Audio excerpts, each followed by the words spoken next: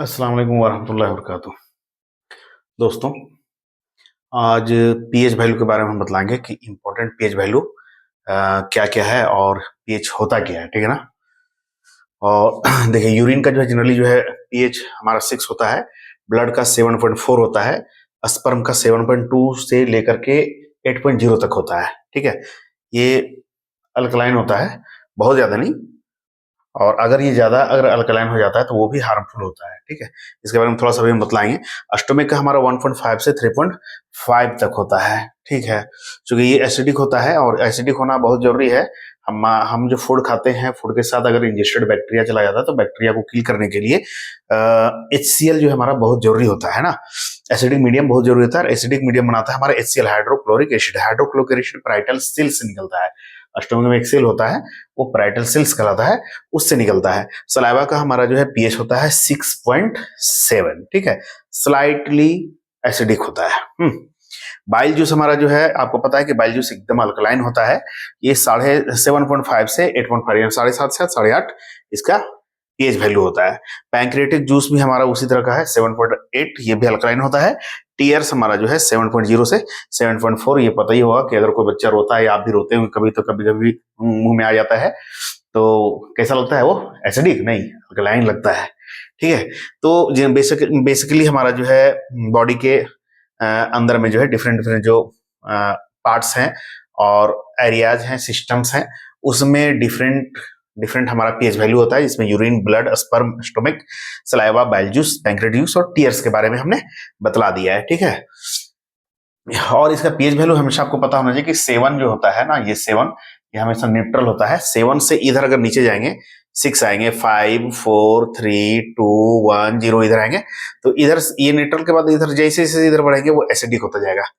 1 अगर आया तो बहुत हाईली जो है एसिडिक होगा। ठीक है, 7 के बाद 8 8 9 10 11 12 इस तरह से आगे अगर बढ़ेंगे तो वो अल्कलाइन होता चला जाता है। तो अगर 7.7 या 7.2 से नीचे अगर जैसे जाएंगे तो वो एसिडिक होता है, ये पता ही है। अल्कलाइन जो है 8.0 से ऊपर जाएंगे तो वो अल्कलाइन होगा। ठीक है, लेकिन अगर अल्कलाइन अगर ज्यादा हो जाता है, सपोज डाइट की स्पर्म जो है, अगर ये तो इतना का रेंज है, लेकिन 8.0 से यदि 8.0 से अगर ज्यादा हमारा पीएच वैल्यू बढ़ जाएगा स्पर्म के केस में, तो क्या करता है पता है? स्पर्म के मोटिलिटी को वीक कर देता है। स्पर्म मूवमेंट करके जाता है ना, टिक टिक टिक टिक टिक मूवमेंट करके जाएगा एग के पास, ठीक है, मिलने के लिए, फर्टिलाइजेशन का प्रोसेस कंप्लीट करने के लिए। तो ये जब होता है ना, बेसिक जब हो जाएगा, तो भैया बेसिक जब होगा तो क्या कर देगा? छिंग, यानी कि वो जो है अच्छा उसका मोटिलिटी नहीं रहेगा, दौड़ नहीं पाएगा अच्छे से। ठीक है, और उसमें एक चीज और होता है कि जब प्रॉब्लम आने लगता है तो देखता है कि भाई, इसलिए डॉक्टर्स कभी क्या होता है, यूरिन का भी टेस्ट करवाते हैं। जनरली ब्लड टेस्ट करवा रहे हैं, यूरिन टेस्ट हो रहा है, रूटीन है ना, रूटीन यूरिन टेस्ट हो रहा है, स्पुटम का टेस्ट हो रहा है, डिफरेंट डिफरेंट बहुत सारे। ब्लड के साथ यूरिन जरूरी होता है, तो उसमें देखता है कि इसका यूरिन कल्चर भी करता है, तो देखता है कि यूरिन का पीएच कैसा, एसिडिक है, अल्कलाइन है। अगर अल्कलाइन ज्यादा हो जा रहा है और कुछ है, तो उसमें फिर उसका टेस्ट होता है कि कहीं इसका प्रोस्टेट का इन्फेक्शन तो नहीं है। इसलिए बोल रहे हैं कि अगर इस केस में स्पर्म का भी टेस्ट होता है, तो उसमें देखता है कि अगर इनफर्टिलिटी का केस अगर आने लगता है, प्रॉब्लम होने लगता है, अगर क्या रिप्रोडक्शन का केस में प्रॉब्लम आता है, फर्टिलाइजेशन का केस में प्रॉब्लम आता है, जैसे मेल जो है, मेल में भी कुछ डिफेक्ट्स आ जाता है बर्थ के लिए, मतलब बच्चे को जन्मने के लिए, ये रिस्पॉन्सिबल नहीं है, सिर्फ जो है लेडी ही उसका रिस्पॉन्सिबिलिटी रखती है, बल्कि मेल में भी प्रॉब्लम आ सकता है। तो उसमें उस वक्त चेक होता है ये कि क्या इसका प्रॉब्लम है, तो स्पर्म को चेक किया जाता है, उसका टेस्ट किया जाता है कि देखता है अल्कलाइन है क्या है, नहीं है। यूरिन से भी जनरली पता चल जाता है कि वो अल्कलाइन अगर ज्यादा है तो क्यों ऐसा हो जा रहा है, तो उसमें फिर चेक किया जाता है कि ऐसा तो नहीं है कि ये प्रोस्टेट का इन्फेक्शन है। प्रोस्टेट के इन्फेक्शन होने से भी पीएच लेवल उसका क्या हो जाता है, इंक्रीज कर जाता है, अल्कलाइन हो जाता है। ठीक है, तो एक चीज और इसमें बहुत अच्छा चीज आपको हम बतलाएंगे कि फीमेल रिप्रोडक्टिव ट्रैक्ट जो होता है ना, वो 3.8 से 4.5 के बीच होता है, यानी कि वो एसिडिक मीडियम होता है। ठीक है, एसिडिक मीडियम होता है फीमेल रिप्रोडक्टिव सिस्टम में, जो है फीमेल रिप्रोडक्टिव ट्रैक्ट जो होता है, वजाइनल एरिया, उसका जो एनवायरमेंट जितना होता है, वजाइनल एरिया के जितने एनवायरमेंट है, तो वो स्लाइटली एसिडिक होता है।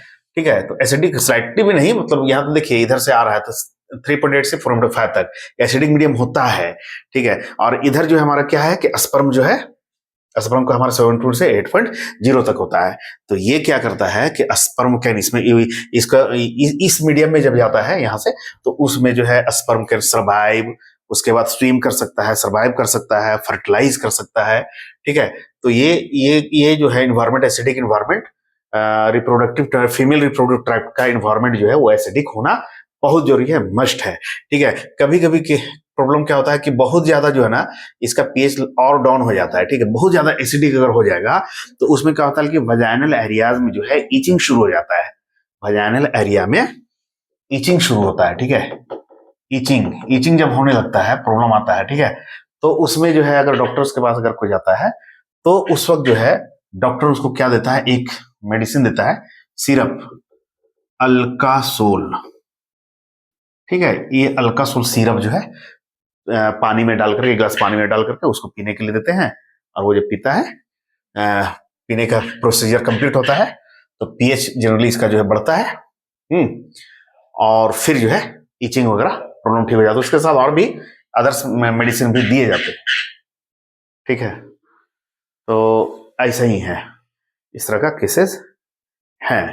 हाँ, तो स्पर्म इस इन्वायरमेंट में, एसिडिक इन्वायरमेंट में आने के लिए कि भैया ये एसिडिक इन्वायरमेंट है, फीमेल रिप्रोडक्टिव ट्रैक्ट या वजाइनल एरिया का जितना इन्वायरमेंट है वो एसिडिक है, तो उसमें जो है स्पर्म हमारा जो है क्या कर सकता है, स्विम अच्छे से कर सकता है, सर्वाइव कर सकता है, अच्छे से स्विम कर सकता है और फर्टिलाइज कर सकता है, ठीक है।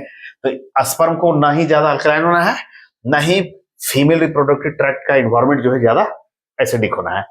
एसिडिक होगा तो अल्कासोल देते हैं, अल्कासिट्रॉन डाइसिट्रल जो है इस तरह का मेडिसिन है, तो उसको क्या करता है वो थोड़ा सा एसिडिक से थोड़ा अल्कलाइन की तरफ लाता है, ठीक है। तो ये पीएच वैल्यू हमारे बॉडी के लिए बहुत इंपॉर्टेंट है, बहुत जरूरी है, ठीक है। इसको याद रखना चाहिए हम लोगों को। और दो तीन बेसिक चीज हमने जो आपको बतलाए हैं वो आपको समझ में आ ही गया होगा। तो प्लीज चैनल को सब्सक्राइब कर दिए, लाइक कर दीजिए। Thank you.